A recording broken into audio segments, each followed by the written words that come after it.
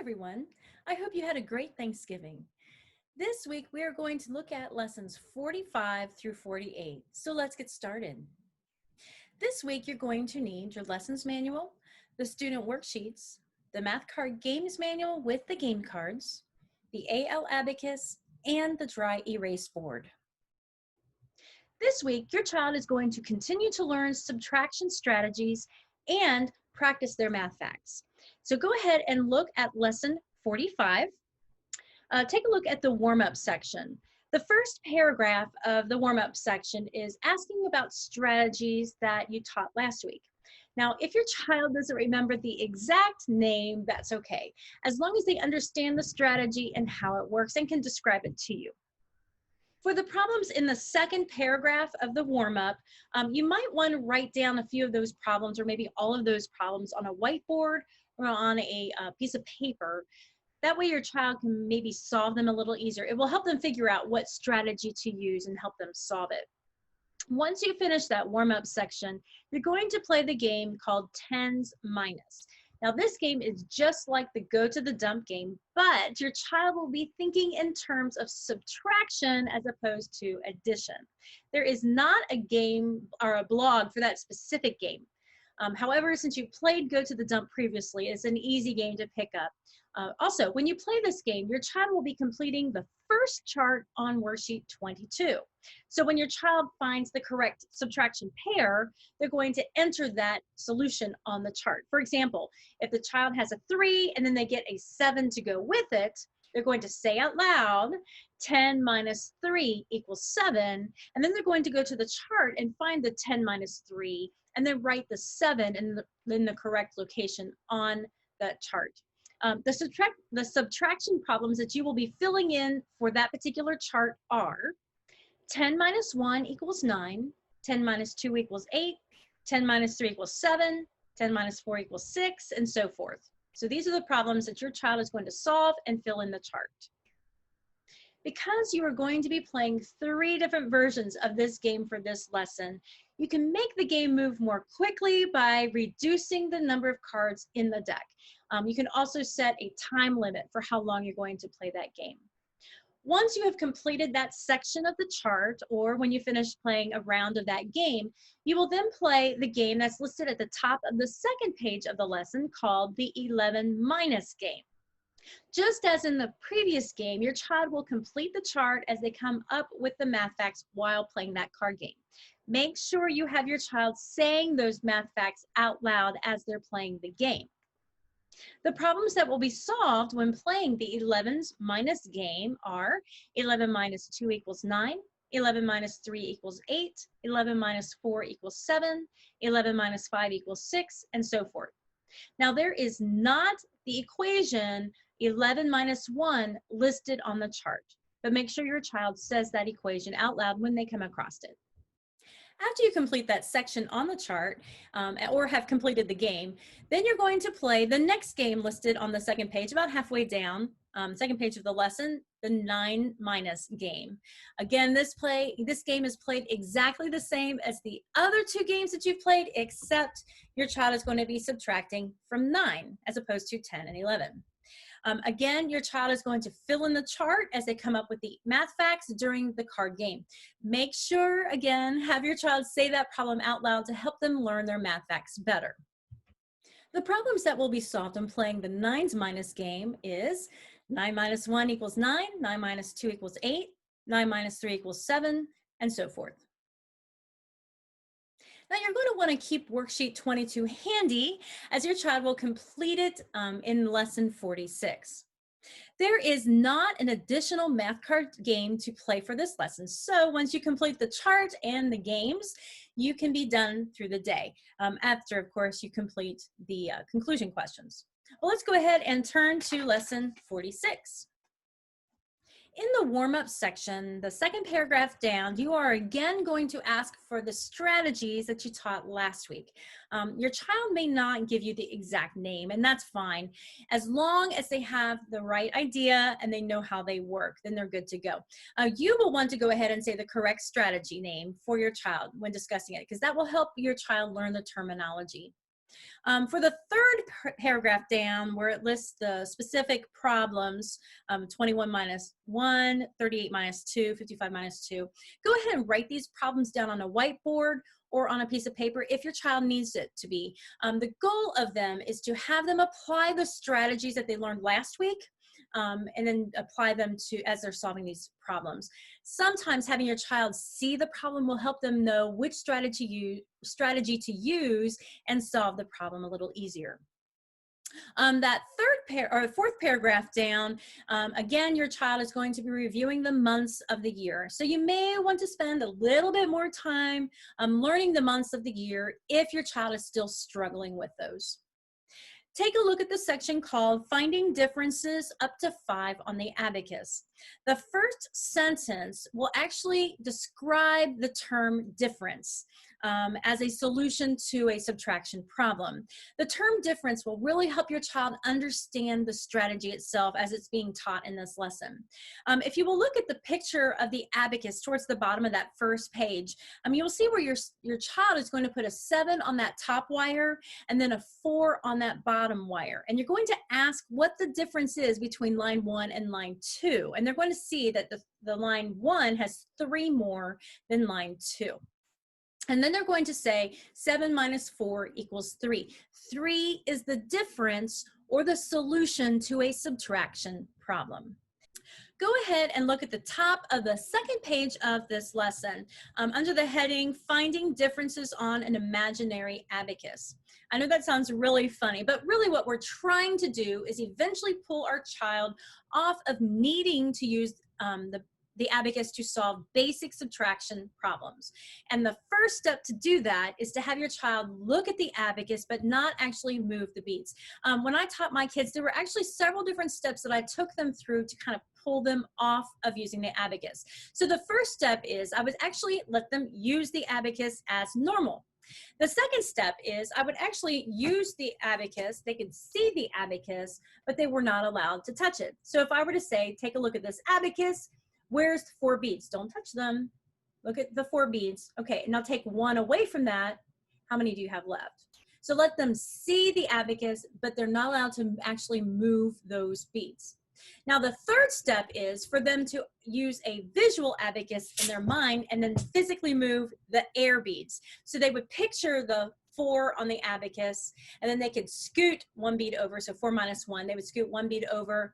Oh, okay, I have 3 left. So that's kind of creating a mental abacus in their mind, but they're still able to physically move the air beads. And then the fourth and final step is for them to not actually need the abacus any longer because they now have fully visualized it in their mind. Now, if you find that your child is relying too heavily on the abacus, then you can move down to the next step, trying to pull them away from the abacus. But one thing you do not want to do is pull them away from the abacus too soon, especially if your child is struggling. If you notice, though, that your child is relying on it just a little too much or being a little lazy when solving the problems, then you might want to consider pulling them off of it by going down that one of those steps. Look at the bottom of that section, the very last sentence. It says this: since you can find the difference by first going up to 5, we can actually call this strategy Take from 5 strategy. And that's actually the name of the strategy that you're covering in this particular lesson. After you finish that section, go ahead and give your child worksheet 22. And here your child is going to complete the second chart on the worksheet while playing the card game Difference War Game. There is a blog for that game, and that blog is called Winter Games Difference War.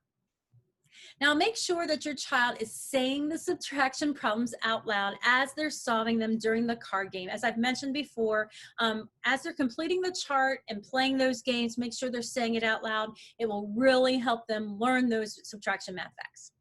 All right, well, let's go ahead and turn to lesson 47.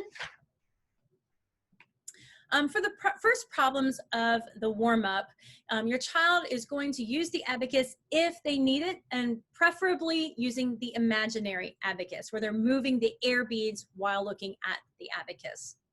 The second paragraph is again asking for the subtraction strategies that you taught last week. And while you should use the correct terminology, if your child says a slightly different title for the strategy or describes it for you in different terms, that's fine. They do not need to use the exact terminology, but they do need to understand how they work. Look at the section called Subtracting All from the 10 strategy. This is, by the way, my favorite strategy. In fact, it's so fun. I'm going to demonstrate it for you. So let me show you how the strategy works. So here is the subtracting all from 10 strategy as shown in the lesson manual. The first example they list is 15 minus 7. So the first step is to put 15 on the abacus. And then you are subtracting 7. And just like the strategy name says, we're going to subtract all of the 7 from the 10. So here's the 10 line, and we're going to subtract 7 from it. And we can see that we have 8 left over. 5 and 3 is 8. The next example is 14 minus 8. Again, put the 14 up on the abacus first. And we're going to subtract 8 from the 10 line. And we are left with 6. 4 and 2 is 6. And the final example that you're to work through with your child is 18 minus 9. Put 18 on the abacus, and we are subtracting the 9 from the 10 wire. And we are left with 8 plus 1, which is 9. You will have your child learn this strategy by working through the problems listed in the manual. If your child needs extra practice, you'll want to create different problems for them to solve. And some suggestions for that would be 14 minus 9, 12 minus 6, etc. Just keep giving them different problems to solve until they get that down. The next strategy is called Subtracting Part from 10 strategy. And I personally call this the cleanup strategy because we are cleaning out the messes and letting the answer be in one particular line. Let me show you how this strategy works. The next strategy you're going to cover with your child is called the Subtracting Part from 10 strategy. Here you're going to work with the exact same problems that you worked with in the previous strategy. So let's start with the 15 minus 7. The first thing you do is put the 15 on the abacus. And for this strategy, we are actually going to take all of the beads that we can of the 7 from this line. So we're going to pull away 5 from the 7. We still need to subtract 2 more. We've subtracted the 5. Now we need to subtract 2 more. And that gives us a total of 8. 15 minus 7 equals 8. Let's do another one. The next one is 14 minus 8. Again, put 14 on the abacus. And we are going to subtract everything we can from this line. So we are subtracting 8. So we're going to subtract 4 of the 8 there. And we still have another 4 that we need to subtract. So we're going to pull that from the top line. And that gives us the total of 6. The final example is 18 minus 9. Oops, there it is. 18 minus 9. And here we're going to subtract as many as we can from here. We're subtracting 9, but we have 8 here. So we're going to go ahead and pull those 8 across, and I need 1 more. So I'm going to pull that other one here. 8 plus 1 equals 9. And that leaves us with a total of 9. 18 minus 9 equals 9. Again, if your child needs more practice, you can create additional problems for your child to solve and practice this strategy. Once your child is finished working on those 2 strategies, you're going to give them worksheet 23. And you're going to have your child fill in the chart again by playing a card game called the Difference Word Game, a variation of the game that you played for lesson 46. There are instructions in the manual on how to play this game. You can look at the section called Difference Word Game Variation and take a look where it says this. When players turn over 2 cards, they add 10 to the lower card and subtract the higher number. For example, if the cards are 2 and 4, you're going to add 10 to the 2, which makes it 12. So then your subtraction problem is 12 minus 4 equals 8. Now you're going to want to keep worksheet 23 for lesson 48, so keep it handy. Let's go ahead and turn to lesson 48. In paragraph 2 of the warm-up section, you are again going to have your child use their imaginary abacus to solve the problems. If your child is able to solve the problems without the abacus, though, great. Don't get it out. Let them continue to solve the problems without the abacus. The final paragraph of the warm-up section is again having your child identify the strategies learned last week. And as in previous days, your child does not need to use the exact terminology, but be able to give the idea of what that concept is. However, you should continue to use the correct terms.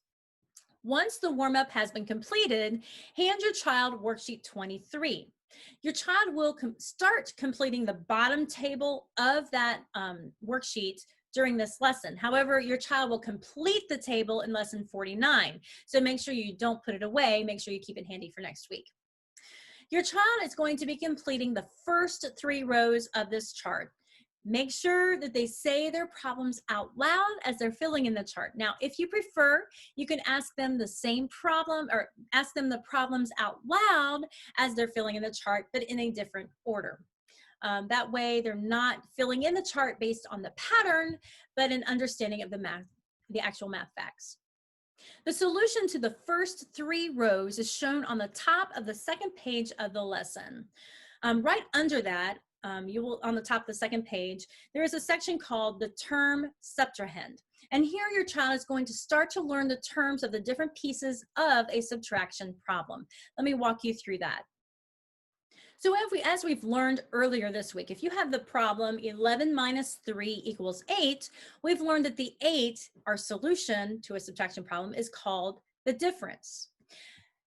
What we're talking about here in this particular section is called Subtrahend, and that is what we're actually pulling away or subtracting from. So 11 minus 3 would be called the Subtrahend.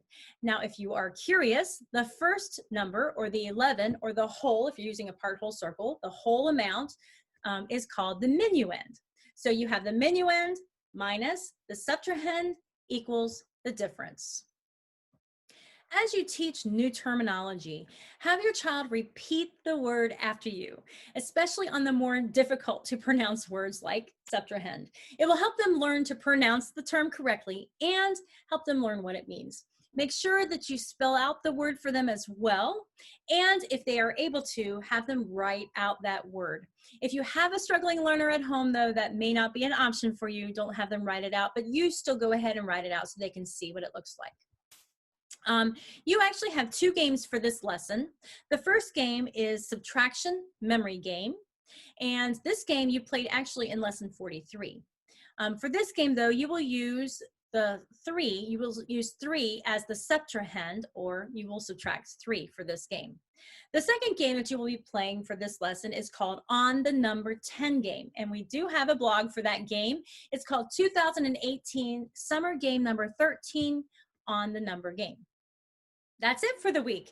As always, if you have any questions or concerns at all about a lesson, or if your child is struggling through something, give us a call or email us. We are here to help. Keep up the great work. Keep plugging away. I look forward to seeing you next week when we go over lessons 49 through 52. Have a great week, everybody.